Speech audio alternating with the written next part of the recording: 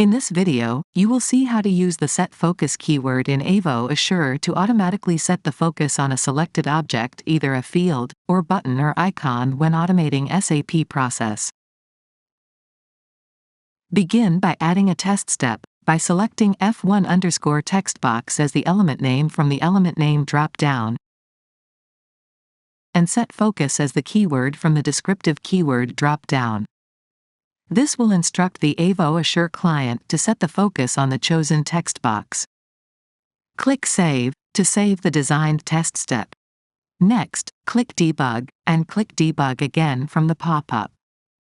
This will successfully execute the designed test steps, and you will see the first text box highlighted as the focus is set to it, and is ready for the next action.